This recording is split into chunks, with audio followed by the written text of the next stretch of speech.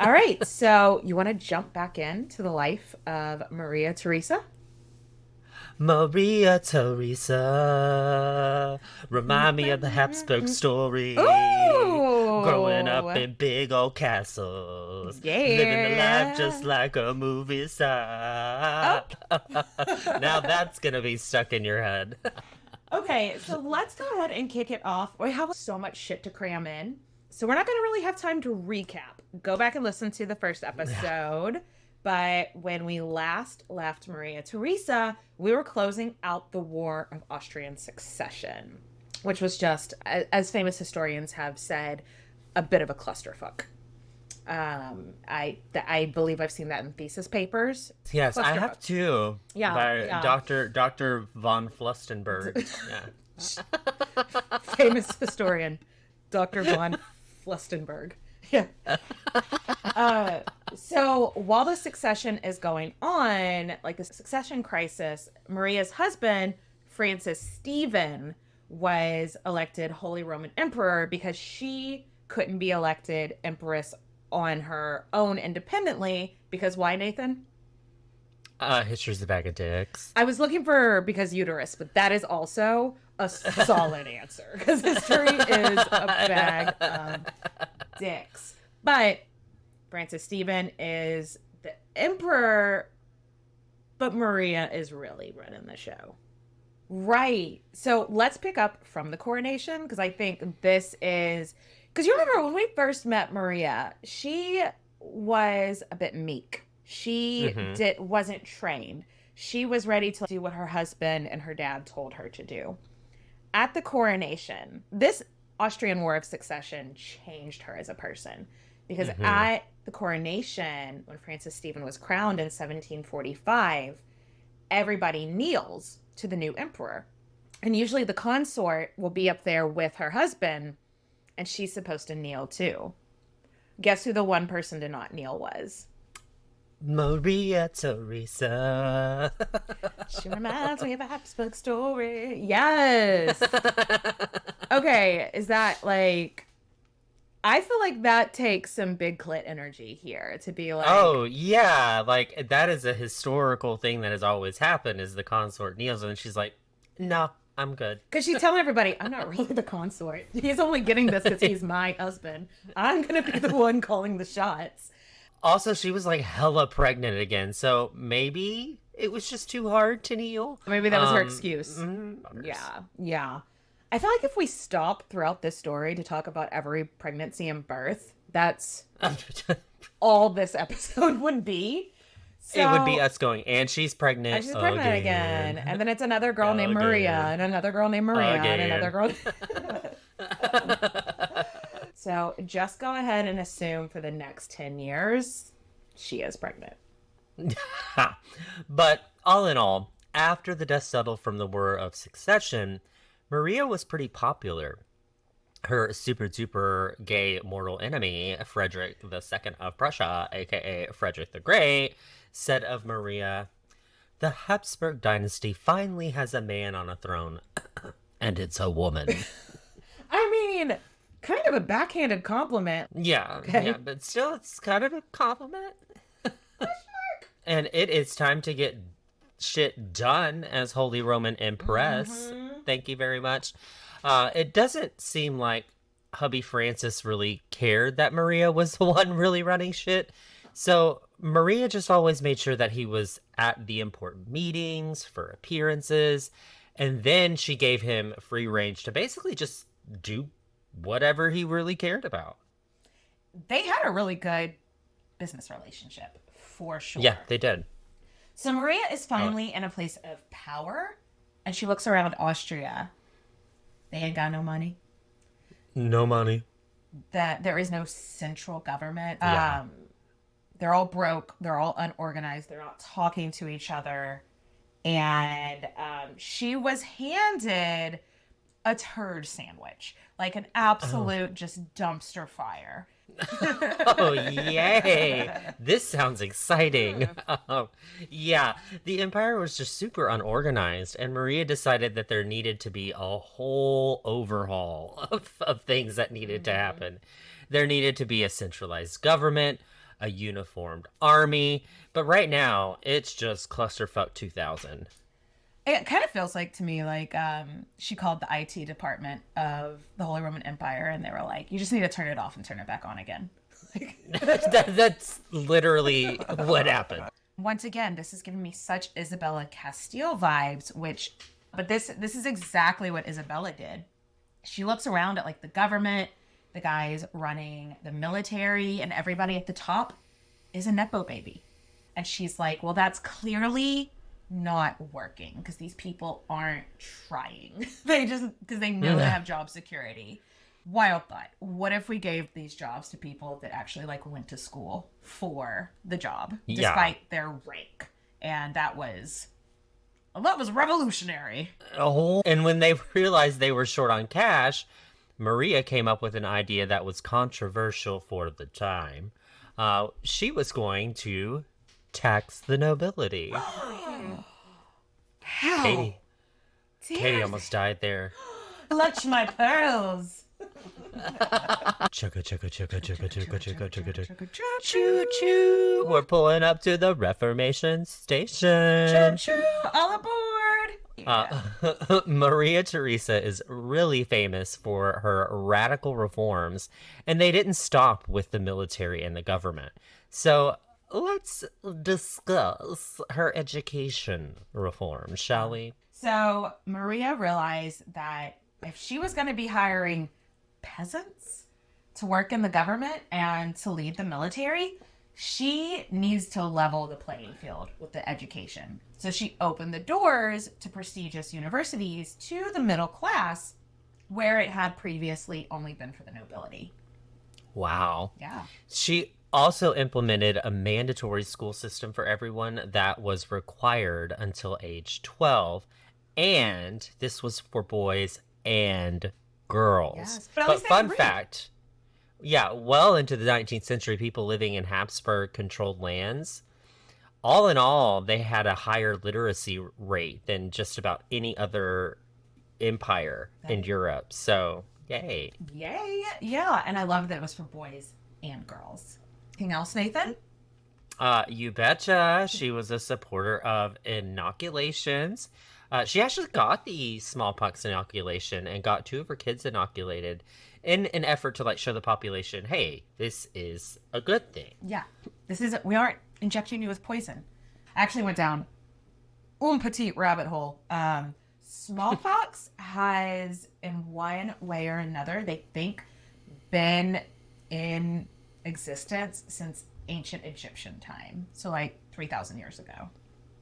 Oh, wow. Yeah. And what else do we have for reformations? Let's talk about women's health. So Maria Theresa founded the first maternity hospital, and you actually had to have gone to nursing school to get a job there.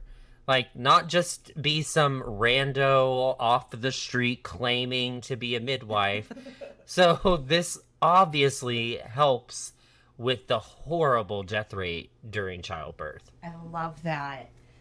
So hey Nathan, surf's up. What? Let's talk about surf. So, surfs. Yeah, surf's up, man. So yeah, serfdom was still alive and well in a lot of the Holy Roman Empire.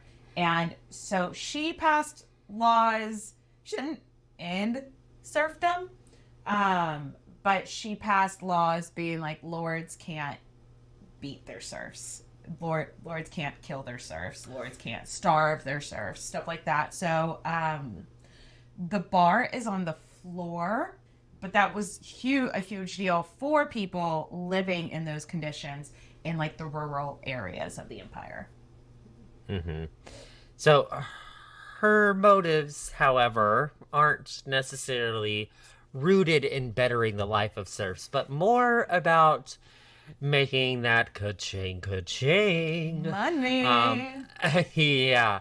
The thought is if the serfs don't hate their lives, they'll be happier and healthier. Yeah. Thereby working harder, working better, having healthier babies who then go on to be serfs themselves.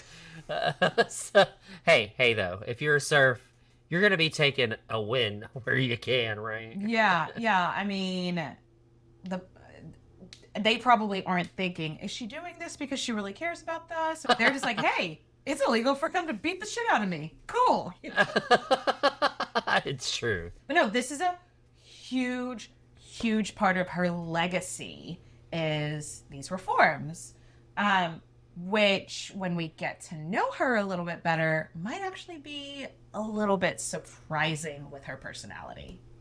Let's learn more about Maria to better understand what we meant earlier when we were saying that these reforms, which seemed to us very like liberal minded, may have been like going against her personality. Yeah, so there was a movement at the time of Maria's life known as the Enlightenment movement. This movement centered on education being key and a belief that education should be more accessible. Imagine that. Yeah. Liberty, and that one person shouldn't totally rule over another person. So essentially just being like, hey, just because you're nobility doesn't mean that you have complete autonomy over me. And that birth shouldn't dictate how far you make it in life, essentially. And anyone with a good education can be successful. What we just learned about like the Enlightenment, that sounds like Maria, right? Yeah, it does. That's kind of what she's passing, right? Yeah, but hard no. She is not into the Enlightenment, but she is like Enlightenment. I don't know her. She used in these reforms, which was, hey, if the middle class is educated, they're likely to get good jobs. If they get good jobs, they raise bigger families, more taxes, more soldiers, more army. So she's doing it in the end to benefit herself. Same with the maternity hospitals, same with the inoculations. If people are healthier, they can work in the fields longer and have bigger families. If people aren't dying giving birth, if the babies aren't dying being born, bigger families, more workers for the fields, etc. Yeah, and we talked about this in our Sichi episode. Mm-hmm. Does the motive matter if the outcome ends up better for the people? Yeah, we had that we had that debate. Not even debate, because I think we both kind of landed on. There's this line in Game of Thrones where Tyrion's like, the average is telling Daenerys, like, the average person doesn't give a fuck who sits on the Iron Throne so long as their taxes aren't too high and they can feed their family and stuff like that. So that's kind of the mind I'm at, is like, if the end result was the same, she's the only one that has to live with what's on her conscience about why she did it. Why? Yeah. Yeah, I can agree with that, because, I mean, even though it's not the progress we want and for the reason we want, it is still a step in progress. Like, so can't really be mad at it. You can be like, she's doing it for the wrong reasons, but she did the right thing. Exactly. So you can point that out, but did it work for everybody? Yes. Exactly. It did. Also, I feel like we should make bingo cards, and anytime one of us references Game of Thrones, that's a thing on the bingo card. Thing on the bingo card. Another highlight of the Enlightenment movement was a separation of church and state. And Maria Theresa was super duper not fucking into separation of church and state. Yes. Which makes everything for anybody under her rule shitty if they aren't Catholic. Okay. Unfortunately, our time of loving girl boss Maria. But let's just kind of talk about the things that we loved about her before we get to this next section about her religious views. Yeah. She married for love. No. She's outspoken. She's hard-headed. She was given a clusterfuck of an empire to run, and she gutted the system and rebuilt it to meet modern-day standards. We love to see it, Nathan. But now we are entering the less cool side of Maria Theresa. How do we solve a problem like Maria Theresa's approach to religious tolerance or lack thereof? Right after Francis was elected emperor, Maria was like, hey, I have an idea. let's kick all the Jewish people out of Prague. I'm sorry, what? So if we rewind back to 1744, the War of Austria. So if we not Australian succession, Nathan. That's a whole different thing. Take 572. So if we rewind back to 1744, the War of Austrian Succession was going on. And Maria Theresa's least favorite dude in the world, Frederick the Great of Prussia, took Prague. After the war ended, she got Prague back, but she said the Jews helped Frederick the Great. Yeah, which pretty much everybody in government was like, how does that work? They didn't do anything to you, Maria. Calm down. Yeah, she was just like, I don't give a fuck. The vibes are off, and I need all the Jewish people to get the fuck out of Prague. Like, they can't stay here. You can't sit with us, Jewish people in Prague. Get the fuck out. So she passed this law in December and said everyone had to be out in 6 weeks. So December in the Northern Hemisphere is winter, the middle of it. So that would have been impossible. She would have had hundreds of, people dying. And so the deadline was pushed back, thankfully. So by June of 1745, over 100,000 Jewish people had to leave Prague and the surrounding areas, which is one hell of a bummer. Like, I've never moved into, whether it was like an apartment, a house, a new city, without looking at Google Maps and looking at Zillow. Like, how did you move in 6 weeks back then? History. It sucks to be there. I'm so happy to live in a time of internet, central heating, and vaccines. Indoor plumbing. Indoor plumbing. Google. And this is the part of the show where Katie just screams about things she likes. Microwave dinners. Anyway. Oh my God. Plan B. Okay, I'm done. I can't. Anyway, this is all bringing some levity onto a real shitty thing that she did. Yeah. So we're not saying that this was a chill time to be a Jewish person anywhere in Europe, obviously. But a lot of leaders throughout Europe wrote to Maria at this time being like, girl, what the fuck? Yeah, there's kings, counselors, important dudes from Denmark, the Netherlands, Venice, Great Britain. They're all being like, hey, baby girl, this is a really bad look. Don't do this. Yeah. Great Britain, which we touched on briefly last time, during the War of Succession, that was her greatest ally. And so Great Britain was the one being like, hey, if you're doing this exodus of the Jews, you do you, but I think we're going to go side with Prussia. They look like they need some new allies. And burn. And Prussia's and so that is kind of what made Maria Theresa retract the expulsion. They could all move back by 1748. But by that point, people have died because now they're living as refugees in close quarters. Everybody's getting smallpox. People, it sucked leaving. It sucked trying to come back. And Nathan, guess what? When they moved back to Prague, they now had to do. What? They had to pay something called a toleration tax.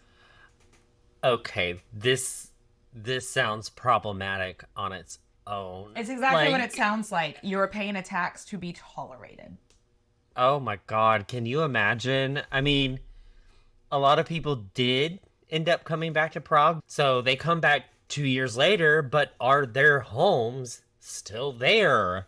Is their extended family still alive? Are they gonna have their new neighbors gonna be super racist? Or just play really loud music all night long. And then on top of that, They have to pay a toleration tax. Excuse me? What the fuck? I know sometimes we get people that don't like our show are always not going to like our show. And they're going to be like, oh, you're not looking at it from a contemporary standpoint.